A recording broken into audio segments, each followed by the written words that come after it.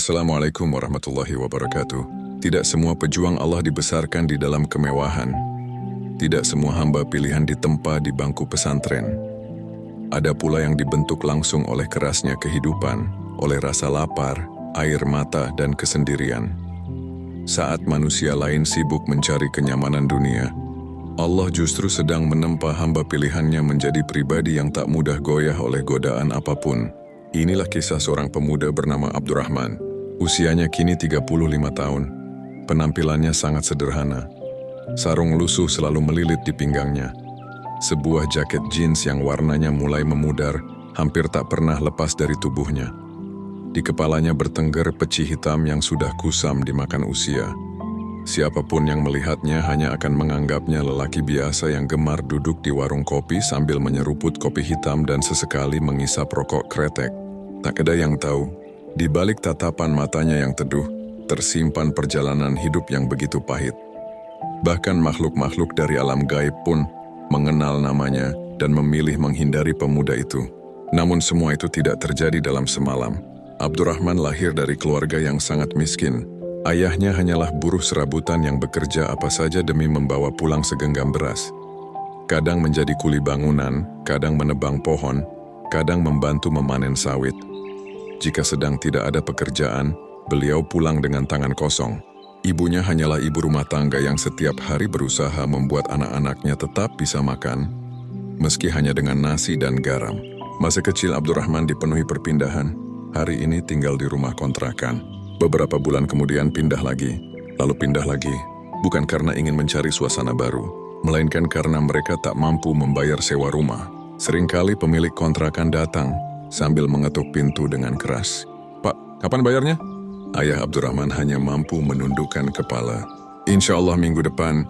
Namun minggu depan belum tentu ada pekerjaan. Akhirnya mereka kembali mengemasi pakaian seadanya lalu pergi sebelum matahari terbit. Begitulah kehidupan mereka selama bertahun-tahun. Yang paling membekas dalam ingatan Abdurrahman adalah malam takbiran. Malam yang seharusnya penuh kebahagiaan. Anak-anak seusianya berlarian mengenakan pakaian baru. Mereka tertawa membawa obor sambil melantunkan takbir. Aroma opor ayam, rendang, dan ketupat memenuhi setiap sudut kampung. Namun malam itu, perut Abdurrahman justru kosong sejak pagi. Ia berjalan sendirian menuju belakang pasar. Di sana terdapat tumpukan sampah yang menggunung. Dengan tangan kecilnya ia mengaduk kantong-kantong plastik bekas. Sesekali ia menemukan sisa roti. Kadang nasi yang mulai mengering. Kadang buah yang sudah hampir busuk. Semua itu ia bawa pulang. Ibunya menangis saat melihat makanan yang dibawa putranya. Dengan suara bergetar sang ibu berkata, "Nak, maafkan ibu." Abdurrahman kecil hanya tersenyum.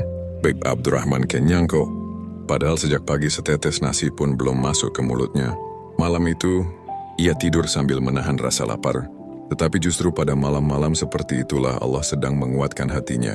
Hari demi hari berlalu. Kesulitan ekonomi membuat banyak orang mulai menjauh. Saudara yang dahulu akrab perlahan berubah.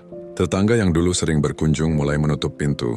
Abdurrahman kecil belajar satu hal yang tak pernah diajarkan di sekolah manapun. Bahwa ketika manusia tak lagi mampu menolong, masih ada Allah yang selalu mendengar setiap doa. Sejak usia belia ia mulai mencintai masjid.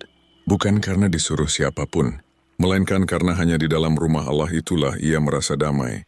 Ia sering duduk sendirian setelah salat maghrib, membuka mushaf Al-Quran yang sudah usang, mengeja setiap huruf perlahan, kadang masih terbata-bata.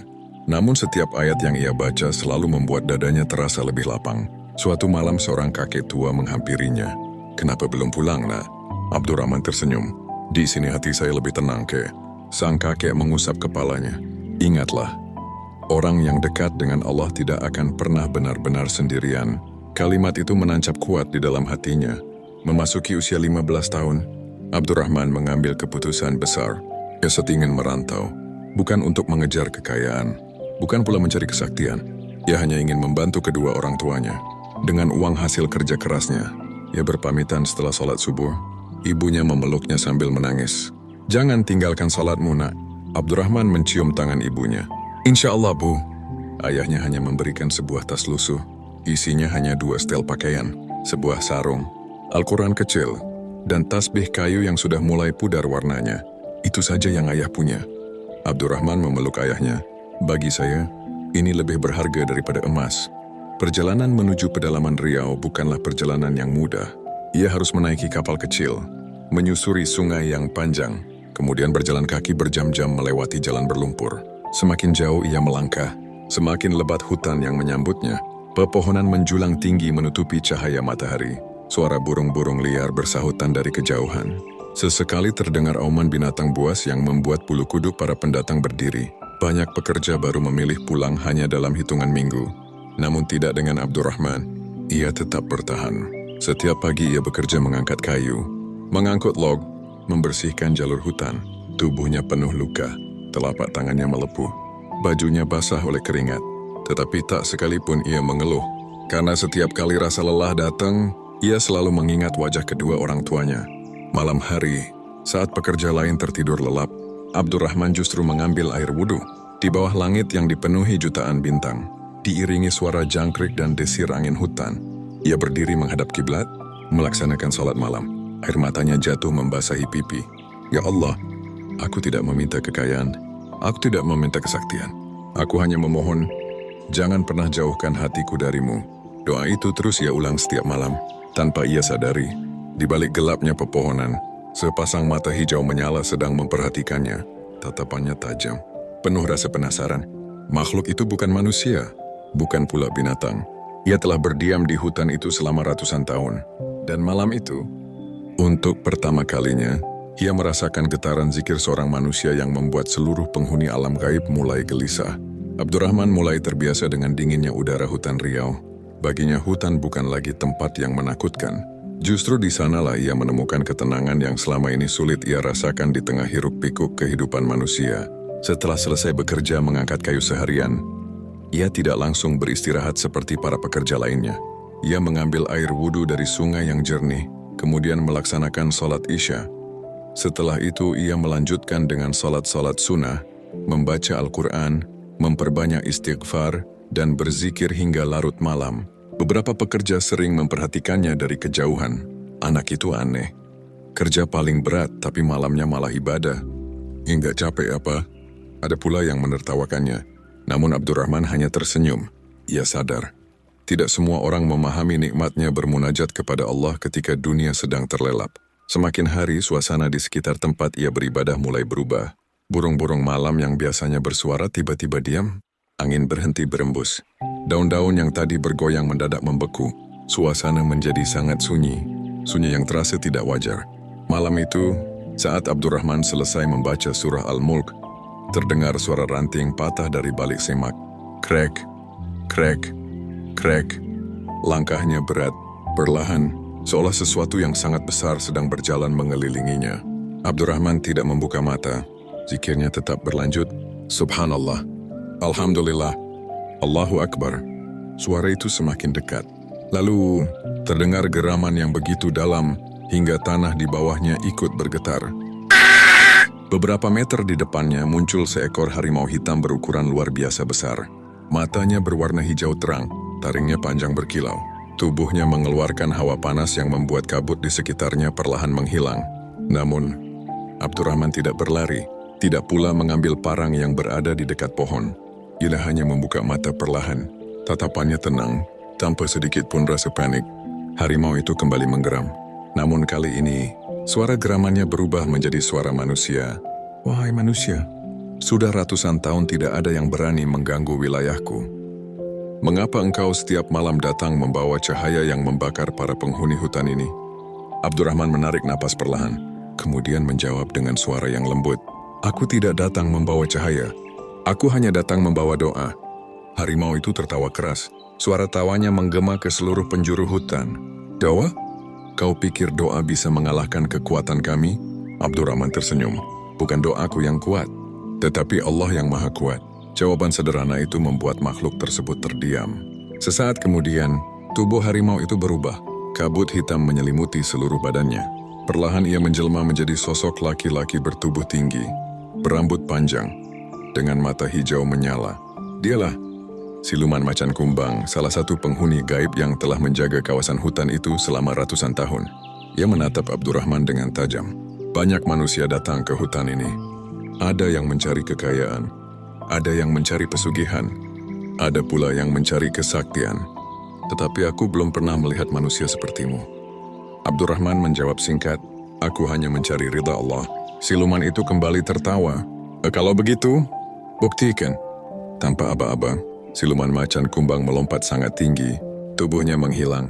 Dalam sekejap ia muncul tepat di belakang Abdurrahman. Cakarnya yang sebesar golok mengarah ke leher sang pemuda. Namun, Abdurrahman tetap duduk. Lidahnya terus berzikir. Hasbunallah wa ni'mal wakil. Sesaat sebelum cakar itu menyentuh tubuhnya, siluman tersebut terpental sendiri sejauh belasan meter. Bukan karena dipukul, bukan karena diserang, melainkan seolah ada dinding tak kasat mata yang melindungi Abdurrahman. Siluman itu terkejut. Apa ini? Aku bahkan belum menyentuhmu. Abdurrahman tetap tenang. Aku tidak memiliki kekuatan apapun. Jika Allah berkehendak melindungi seorang hamba, siapa yang mampu menyakitinya? Siluman itu mulai marah. Langit mendadak menghitam. Angin berputar sangat kencang. Pepohonan bergoyang hebat. Puluhan bayangan hitam bermunculan dari balik hutan. Mereka mengelilingi Abdurrahman. Wajah mereka menyeramkan. Ada yang tanpa kepala, ada yang bermata merah, ada pula yang bertubuh tinggi menjulang. Mereka tertawa bersamaan. Suara mereka memenuhi seluruh penjuru hutan. Takutlah. Larilah. Serahkan jiwamu. Namun, semakin keras suara mereka, semakin pelan pula suara zikir Abdurrahman. Karena ia tahu, orang yang benar-benar mengenal Allah tidak perlu berteriak untuk menunjukkan keberaniannya. Kau hanya perlu yakin. Perlahan, Abdurrahman berdiri. Ia tidak mengepalkan tangan, tidak mengambil senjata, tidak memasang kuda-kuda. Ia hanya mengangkat kedua tangannya, lalu berdoa, Ya Allah, jika semua ini adalah ujian darimu, maka kuatkanlah hatiku. Tetapi jika semua ini adalah tipu daya makhlukmu, maka lindungilah kami semua dengan rahmatmu. Belum selesai doa itu terucap, langit tiba-tiba disambar cahaya putih yang sangat terang. Kilat itu bukan kilat biasa, cahayanya turun perlahan tanpa suara. Begitu cahaya tersebut menyentuh tanah, seluruh makhluk gaib langsung berteriak ketakutan. Mereka mundur, sebagian menghilang menjadi asap hitam, sebagian lagi bersujud dengan tubuh gemetar. Siluman macan kumbang ikut mundur beberapa langkah. Matanya membelalak. Wangi ini, cahaya ini, bukan milik manusia biasa. Untuk pertama kalinya sejak ratusan tahun menjaga hutan itu, ia merasakan ketakutan. Bukan kepada Abdurrahman, tetapi kepada Allah yang melindungi hambanya. Siluman macan kumbang perlahan menundukkan kepala. Aku salah menilaimu. Kau datang bukan untuk menguasai hutan ini, tetapi untuk menguasai dirimu sendiri. Abdurrahman mendekatinya, lalu berkata dengan lembut, Wahai makhluk Allah, aku tidak datang untuk mencari musuh. Kita semua adalah ciptaannya. Jika engkau kembali kepada jalan yang benar dan tidak mengganggu manusia, maka aku pun tidak akan mengganggumu. Mata hijau siluman itu perlahan berubah redup. Kesombongan yang selama berabad-abad memenuhi hatinya mulai runtuh. Ia berlutut, kemudian mencium tanah sebagai tanda menyerah. Aku bersaksi, belum pernah kulihat manusia setenang dirimu. Tidak heran jika seluruh penghuni alam gaib mulai membicarakan namamu. Abdurrahman hanya mengucapkan, segala puji hanya milik Allah. Namun, tanpa mereka sadari, jauh di balik gunung yang menjulang tinggi, di sebuah istana gaib yang diselimuti cahaya keemasan, seseorang sedang memperhatikan seluruh kejadian itu. Seorang raja dari bangsa jin, penguasa yang memiliki ribuan pengikut. Ia tersenyum tipis. Luar biasa. Sudah ratusan tahun tidak ada manusia yang mampu membuat penjaga hutan berlutut tanpa peperangan. Anak muda ini harus kutemui. Pada saat yang sama, di sisi lain hutan, sepasang mata merah menyala juga tengah mengawasi. Berbeda dengan tatapan penuh kekaguman tadi, tatapan ini dipenuhi kebencian. Sosok itu mengepalkan tangannya. Lingkaran cahaya itu akhirnya muncul kembali. Kalau manusia itu dibiarkan hidup, seluruh keseimbangan alam gaib akan berubah. Suara tawanya menggema, membuat langit malam kembali bergetar. Hahaha, bersiaplah Abdurrahman, karena mulai malam ini, bukan lagi siluman biasa yang akan datang mengujimu, melainkan para raja dari bangsa jin. Malam kembali menyelimuti pedalaman hutan Riau. Kabut turun perlahan, menutupi batang-batang pohon yang menjulang tinggi. Suara burung hantu terdengar bersahut-sahutan dari kejauhan, sementara aliran sungai Purba tetap mengalir tenang, memantulkan cahaya rembulan yang redup. Setelah pertemuannya dengan siluman macan kumbang, kehidupan Abdurrahman kembali seperti biasa. Siang hari ia bekerja bersama para penebang kayu. Malam hari ia memperbanyak ibadah. Tak pernah sekalipun ia menceritakan kejadian aneh yang dialaminya kepada para pekerja lain. Baginya, pengalaman itu adalah ujian pribadi, bukan sesuatu yang patut dibanggakan. Namun, semakin kuat zikir yang ia lantunkan setiap malam, semakin terasa pula perubahan di alam sekitarnya. Binatang-binatang liar yang dahulu buas mulai mendekat tanpa rasa takut. Seekor rusa sering datang duduk di dekat tempat ia sholat malam. Burung-burung kecil bertengger di ranting di atas kepalanya seolah ikut mendengarkan lantunan ayat suci. Bahkan angin malam yang biasanya dingin terasa begitu lembut ketika ia bermunajat kepada Allah. Semua itu bukanlah karena dirinya memiliki kesaktian, melainkan karena seluruh makhluk adalah ciptaan Allah. Dan setiap makhluk memiliki fitrah untuk tunduk kepada kehendaknya. Pada suatu malam, usai menunaikan salat tahajud, Abdurrahman duduk bersila di atas batu besar di tepi sungai. Tasbih kayu pemberian ayahnya masih berada di genggaman. Matanya terpejam, lidahnya terus melafalkan istighfar. Tiba-tiba, udara berubah sangat sejuk. Harum bunga melati memenuhi seluruh hutan. Padahal tidak ada satupun bunga yang tumbuh di tempat itu. Kabut putih perlahan berkumpul di hadapannya. Dari dalam kabut tersebut muncul seorang lelaki tua berjanggut putih panjang. Pakaiannya sederhana, sorot matanya teduh. Wajahnya memancarkan ketenangan yang sulit digambarkan dengan kata-kata. Abdurrahman segera berdiri, lalu mengucapkan salam. Assalamualaikum warahmatullahi wabarakatuh. Lelaki tua itu menjawab salam dengan senyum yang hangat. Waalaikumsalam warahmatullahi wabarakatuh. Akhirnya aku bertemu denganmu, wahai anak muda. Abdurrahman menundukkan kepala penuh hormat. Maafkan saya tuan, siapakah gerangan Anda? Lelaki tua itu tersenyum. Namaku tidak penting. Sebagian manusia mengenalku sebagai penjaga hutan. Sebagian lagi memanggilku Syekh Penjaga. Aku hanyalah hamba Allah yang telah diberi amanah menjaga keseimbangan tempat ini. Syekh itu duduk di atas batu. Tangannya mengambil setangkai daun yang jatuh. Wahai Abdurrahman, tahukah engkau mengapa banyak makhluk gaib mulai mendatangimu? Abdurrahman menggeleng pelan. Saya tidak tahu. Saya hanya ingin beribadah. Syekh itu tersenyum. Itulah sebabnya. Orang yang mengejar dunia akan dikejar hawa nafsu. Orang yang mengejar kesaktian akan dikejar bangsa jin. Tetapi orang yang mengejar Allah, maka seluruh makhluk hanya mampu memandangnya. Kalimat itu membuat Abdurrahman terdiam cukup lama. Syekh melanjutkan, dengarkan baik-baik. Jangan pernah mencari karamah. Jangan pernah mengejar kelebihan. Jika Allah memberimu sesuatu yang luar biasa, sembunyikan sebagaimana engkau menyembunyikan amal baikmu. Karena banyak manusia binasa bukan karena dosanya, tetapi karena bangga terhadap kelebihan yang Allah titipkan. Abdurrahman mengangguk, insya Allah saya akan mengingatnya. Syekh tersenyum puas. Belum sempat percakapan mereka berlanjut, tanah tiba-tiba bergetar. Suara jenderang terdengar dari kejauhan. Langit berubah menjadi keemasan. Puluhan cahaya berterbangan di antara pepohonan. Tak lama kemudian, ratusan sosok berjubah kuning keemasan turun dari langit. Mereka berdiri berbaris dengan sangat rapi. Tidak ada satu pun yang berbicara. Semuanya menundukkan kepala. Di tengah barisan itu, muncullah seorang lelaki bertubuh tinggi. Jubah emasnya berkilau di terpa cahaya bulan. Mahkota di kepalanya memancarkan sinar yang menyilaukan. Wajahnya tampan, namun sorot matanya menunjukkan kewibawaan seorang penguasa. Ia melangkah perlahan, lalu berhenti beberapa meter di depan Abdurrahman. Tanpa diduga, raja itu justru meletakkan lutut kanannya ke tanah, diikuti seluruh pasukannya. Syekh Penjaga hanya tersenyum tipis. Dia datang. Penguasa kerajaan jin dari wilayah timur. Raja Enoten. Raja Enoten menundukkan kepala.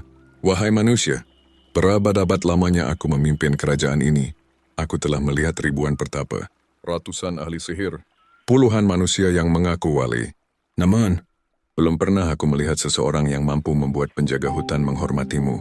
Abdurrahman segera menjawab, jangan hormati saya. Hormatilah Allah. Aku hanyalah hamba yang penuh kekurangan. Jawaban itu membuat Raja Enoten tersenyum. Semakin engkau merendah, semakin tinggi kedudukanmu. Raja Enoten kemudian mengangkat kedua tangannya. Dalam sekejap, muncul sebuah pedang emas, sebuah baju zirah bercahaya, dan sebuah cincin berpermata biru. Terimalah semua ini. Dengan pedang ini, tak ada senjata yang mampu melukaimu. Dengan zirah ini, api tidak akan mampu membakarmu. Dengan cincin ini, seluruh bangsa jin akan tunduk kepadamu. Suasana menjadi sangat hening, bahkan angin pun seakan berhenti berembus. Semua menunggu jawaban Abdurrahman. Abdurrahman menatap hadiah-hadiah itu beberapa saat. Kemudian ia tersenyum, lalu menggeleng pelan. Kalau dahulu Allah cukup bagiku, maka hari ini pun Allah tetap cukup bagiku.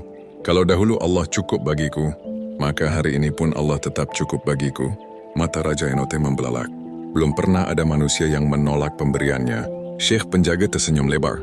Inilah jawaban yang selama ini ingin kudengar.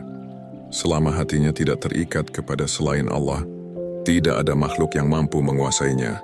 Raja Enote menarik napas panjang, lalu mengangkat kedua tangannya. Seluruh hadiah itu lenyap menjadi cahaya. Ia kembali berlutut. Mulai malam ini, aku bersumpah, aku dan seluruh kerajaan kami tidak akan pernah mengganggumu. Kami hanya memohon, izinkan kami mengambil pelajaran dari akhlakmu. Abdurrahman menjawab lembut, jika ingin menghormatiku, jangan ganggu manusia yang tidak bersalah. Itulah penghormatan terbaik.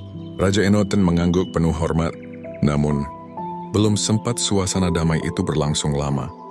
Langit tiba-tiba berubah merah darah, aroma belerang memenuhi udara. Pohon-pohon berguncang hebat, sungai yang mengalir tenang mulai bergelombang. Suara tawa menggelegar mengguncang seluruh hutan. Hahaha. Raja Enoten. Sejak kapan seorang raja bangsa jin bersujud kepada manusia? Semua wajah berubah tegang. Syekh penjaga langsung berdiri. Tatapannya mengarah ke langit. Raja Enoten menggenggam pedangnya. Wajahnya mendadak serius.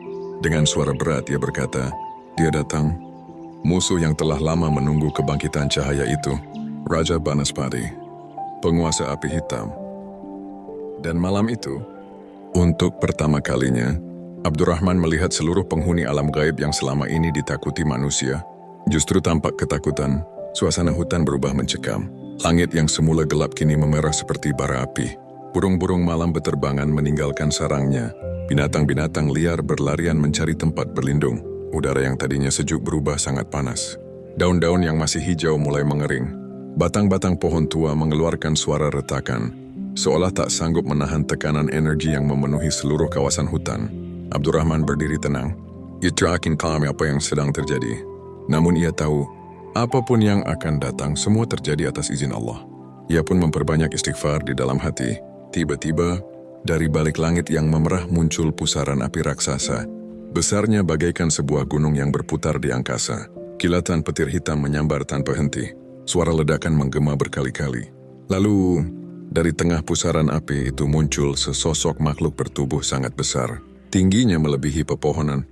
Kulitnya merah kehitaman. Matanya menyala laksana bara. Di kepalanya tumbuh 2 tanduk panjang. Setiap kali ia mengembuskan napas, api keluar dari mulutnya. Seluruh pasukan Raja Enoten langsung mundur beberapa langkah. Wajah mereka tampak tegang. Raja Enoten menggenggam pedangnya semakin erat. Dialah Raja Banaspati, penguasa api hitam. Suara Raja Banaspati menggelegar. Wahai Raja Enoten, aku sudah memperingatkanmu. Tidak boleh ada manusia yang mencapai tingkat ruhani seperti ini. Jika manusia ini dibiarkan hidup, bangsa jin akan kehilangan kebanggaannya. Raja Enoten menjawab tegas, kemuliaan tidak diukur dari siapa yang paling kuat, tetapi dari siapa yang paling taat kepada Allah. Mendengar kalimat itu, Raja Banaspati tertawa sangat keras.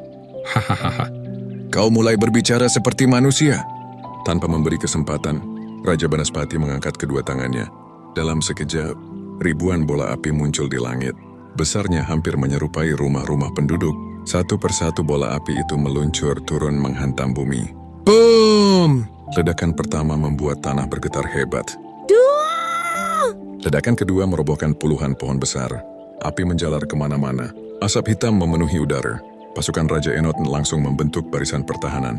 Pedang-pedang mereka memancarkan cahaya keemasan. Pertempuran besar pun tak terelakkan. Suara benturan senjata gaib memenuhi langit malam. Pedang melawan tombak, api melawan cahaya. Ribuan prajurit jin saling menyerang. Langit yang semula sunyi berubah menjadi medan perang yang mengerikan. Namun, di tengah kekacauan itu, Abdurrahman tetap berdiri diam. Ia tidak ikut bertempur, tidak pula mencari perlindungan. Ia justru menundukkan kepala, kemudian membaca, Hasbunallahu wa ni'mal wakil, Hasbunallahu wa ni'mal wakil. Berulang kali, semakin keras peperangan terjadi, semakin khusyuk zikirnya. Raja Banaspati memperhatikan dari kejauhan. Ia mulai marah. Kenapa manusia itu tidak takut? Kenapa dia tidak lari? Dengan satu lompatan, ia mendarat tepat di depan Abdurrahman. Tanah langsung retak. Gelombang panas menyapu segala arah. Wahai manusia, apakah kau tidak melihat perang ini? Abdurrahman mengangkat wajahnya. Dengan suara tenang ia menjawab, aku melihat. Lalu kenapa kau tetap diam? Aku tidak datang untuk berperang. Aku datang untuk mencari nafkah dan beribadah. Jawaban itu membuat Raja Banaspati semakin murka. Kau menghina kekuatanku. Raja Banaspati mengepalkan tangannya. Api hitam mulai berkumpul. Semakin lama, semakin besar. Panasnya membuat batu-batu di sekitar mulai meleleh. Syekh penjaga berteriak, Abdurrahman! Menjauhlah, itu api hitam. Siapapun yang terkena akan musnah. Namun, Abdurrahman tidak bergerak. Ia hanya mengangkat kedua tangannya, berdoa, Ya Allah, jika Engkau menghendaki aku hidup, maka tidak ada yang mampu membunuhku. Jika Engkau menghendaki aku kembali, maka aku ridha. Raja Banaspati meraung, lihatlah kekuatanku. Api hitam itu melesat, kecepatannya luar biasa. Semua pasukan Raja Enoten menutup mata. Mereka yakin manusia itu akan lenyap. Tetapi, tepat ketika api tinggal beberapa langkah, terjadi sesuatu yang tidak pernah disangka siapapun. Api itu berhenti, benar-benar berhenti, melayang di udara. Tidak bergerak sedikit pun. Seluruh hutan mendadak sunyi. Tak ada suara, tak ada angin, tak ada gerakan. Seolah waktu berhenti berputar.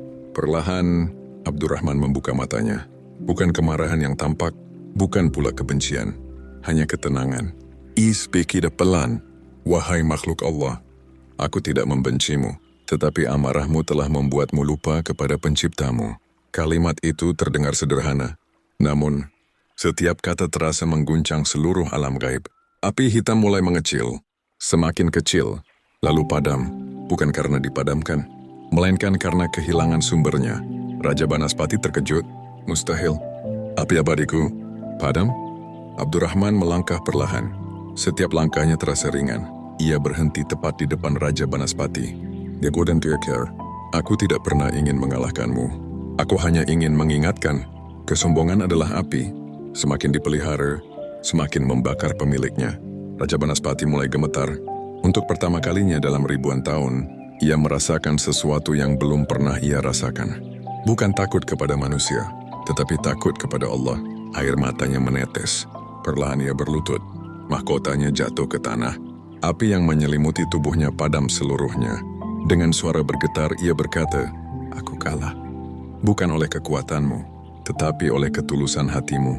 Aku lupa bahwa sebesar apapun kekuatan makhluk, tetap tidak berarti di hadapan kekuasaan Allah. Abdurrahman segera mengangkat tangan. Jangan bersujud kepadaku. Bersujudlah hanya kepada Allah. Raja Banaspati menundukkan kepala.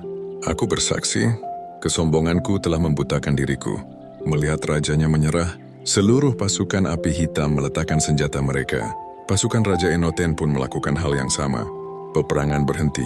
Tidak ada lagi suara ledakan. Tidak ada lagi api. Langit yang merah perlahan kembali gelap. Bintang-bintang mulai terlihat. Angin malam kembali bertiup lembut. Hutan riau kembali damai. Namun di saat semua mengira semuanya telah selesai, Syekh penjaga menatap ke arah langit dengan wajah serius.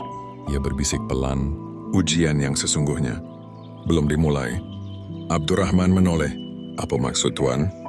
Syekh penjaga menarik napas panjang. Raja-raja jin hanyalah ujian pertama. Musuh terbesar seorang hamba. Bukan makhluk gaib, melainkan hawa nafsunya sendiri. Kalimat itu membuat Abdurrahman terdiam. Ia sadar, kemenangan terbesar bukanlah membuat Raja Jin berlutut, melainkan menjaga hati agar tetap rendah, ikhlas, dan tidak merasa lebih mulia daripada siapapun. Perlahan, langit yang semula memerah kembali diselimuti cahaya bulan. Api yang membakar pepohonan padam begitu saja tanpa menyisakan bara. Angin yang sejak tadi mengamuk berubah menjadi embusan lembut yang membawa aroma tanah basah. Burung-burung malam kembali berkicau. Sungai purba mengalir tenang, seolah tidak pernah terjadi peperangan besar di tempat itu. Abdurrahman menarik napas panjang. Kemudian ia mengucapkan pelan, Alhamdulillahirabbil alamin. Bukan karena merasa menang, tetapi karena Allah telah menjaga hatinya agar tidak ikut terbakar oleh amarah. Raja Enoten menghampiri Abdurrahman. Di belakangnya seluruh pasukan kerajaan gaib kembali berbaris dengan rapi. Namun kali ini, tidak ada lagi pedang yang terhunus.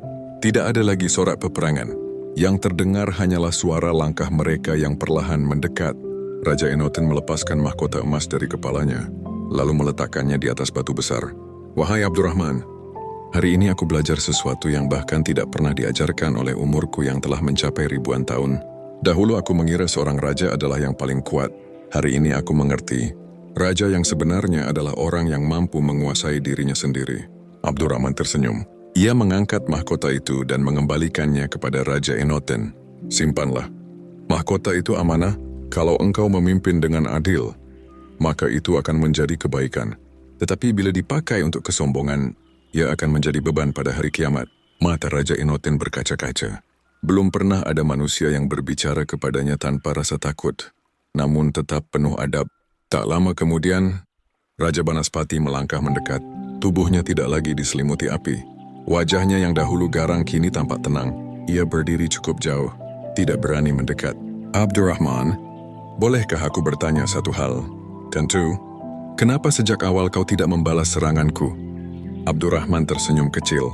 Dulu, aku pernah lapar. Aku pernah dihina. Aku pernah diusir. Aku pernah menangis karena tidak mampu membantu kedua orang tuaku. Kalau setiap orang yang menyakitiku harus kubalas, mungkin hidupku hanya akan dipenuhi dendam. Aku memilih memohon kepada Allah agar diberi hati yang sabar. Karena dendam tidak pernah menyembuhkan luka, yang menyembuhkan adalah memaafkan. Raja Banaspati menundukkan kepala. Air matanya kembali jatuh. Syekh penjaga hutan berdiri sambil memandang langit. Wahai Abdurrahman, perjalananmu di tempat ini telah selesai. Besok pagi, pulanglah. Abdurrahman terdiam. Pulang? Iya. Allah tidak mendidikmu di hutan ini agar engkau tinggal selamanya. Ilmu yang tidak membawa manfaat bagi manusia hanyalah kesombongan yang dibungkus ibadah. Kembalilah, bantulah orang tuamu. Jadilah penyejuk di tengah masyarakat.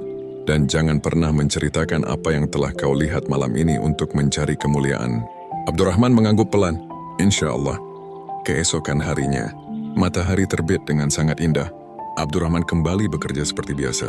Tidak ada seorang pun pekerja yang mengetahui apa yang telah terjadi semalam. Mereka hanya heran mengapa wajah Abdurrahman tampak lebih tenang daripada sebelumnya. Sore harinya, ia berpamitan kepada mandor, mengemasi pakaian lusuhnya, memasukkan Al-Quran kecil ke dalam tas. Tasbih kayu pemberian ayahnya kembali ia genggam erat. Lalu ia berjalan meninggalkan pedalaman hutan. Namun, sebelum benar-benar keluar dari kawasan hutan, ia mendengar suara dari belakang. Ketika menoleh, tak ada siapa-siapa, hanya angin yang berembus lembut. Lalu terdengar suara yang sangat pelan. Assalamualaikum. Abdurrahman menjawab, Waalaikumsalam warahmatullahi wabarakatuh. Suara itu kembali terdengar. Kami tidak mengantarmu karena takut kepadamu. Kami menghormatimu karena engkau selalu mengingat Allah. Abdurrahman hanya menundukkan kepala. Semoga Allah memberi hidayah kepada kita semua. Setelah itu, suara tersebut menghilang selamanya. Beberapa bulan kemudian, Abdurrahman kembali ke kampung halamannya.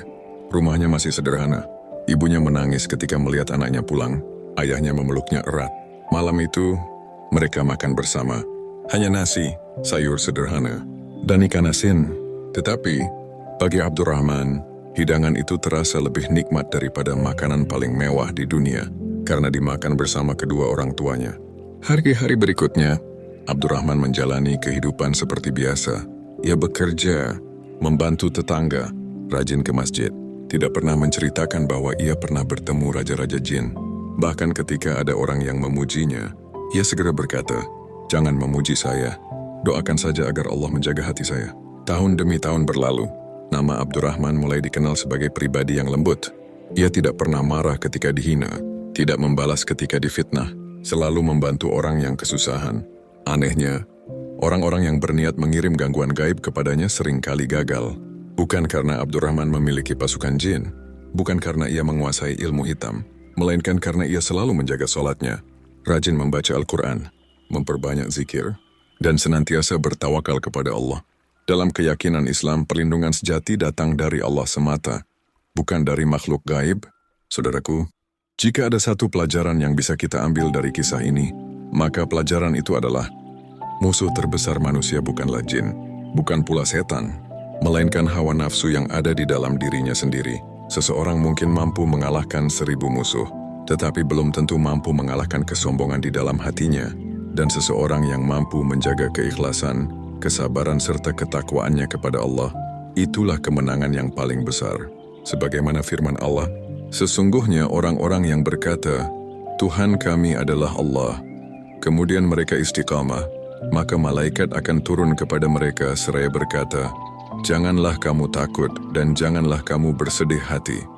Semoga kisah ini mengingatkan kita untuk tidak mencari kesaktian, tidak mengejar kemuliaan di mata makhluk, tetapi senantiasa memperbaiki iman, akhlak, dan ketakwaan kepada Allah. Wallahu a'lam bishawab. Wassalamualaikum warahmatullahi wabarakatuh.